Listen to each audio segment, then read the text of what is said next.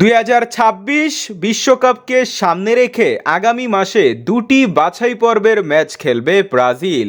বাছাই পর্বের সপ্তম ও অষ্টম রাউন্ডের ম্যাচে 7 তারিখ ইকুয়েডর ও 11 তারিখ প্যারাগুয়ের বিপক্ষে মাঠে নামবে ব্রাজিল।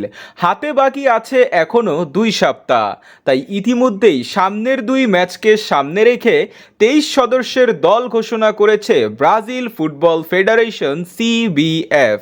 নেই নেইমার, নেই ক্যাসেমিরো, কোনো অভিজ্ঞ সম্পন্ন খেলোয়াড় ছাড়াই দল গঠন করেছে দরিবাল জুনিয়র, যেখানে ব্রাজিল লিগ থেকে 6 জন ও ইউরোপ থেকে 17 জন, এই মোট 23 জনকে নিয়ে তারুণ্য সম্পন্ন দল গঠন করেছেন তিনি।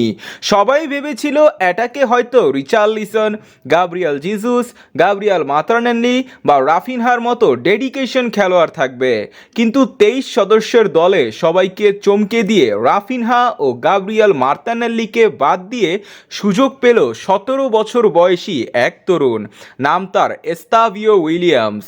খেলছেন ব্রাজিলের ক্লাব পালমেইরাসের হয়ে। কিন্তু কেন এত অপশন থাকতে উইলিয়ানকে নেওয়া হলো? জাতীয় দলে কেন তাকে সুযোগ দেওয়া হলো? ও কি করতে পারেন তিনি?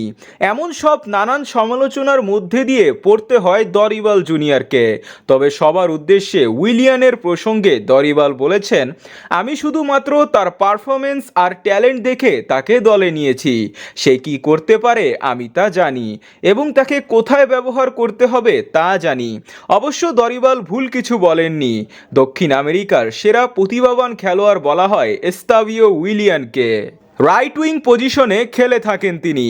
রয়েছে দুর্দান্ত ড্রিবলিং করার ক্ষমতা। পালমেইরাসের হয়ে 21 ম্যাচে 5 গোল করেছেন। তবে পারফরমেন্স আহামরি কিছু না হলেও তার খেলার ধরন ও ট্যালেন্টে নজর কেড়েছে দরিবাল জুনিয়রের। মেসির পজিশনের সাথে অনেকটা মিলে যাওয়ার কারণে তাকে অনেকে মেসিনহো বা ছোট মেসি বলে ডাকে।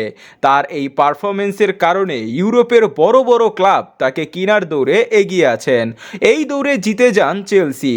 695 কোটি টাকার বিনিময়ে 18 বছর পূরণের পর চলে যাবেন চেলসিতে।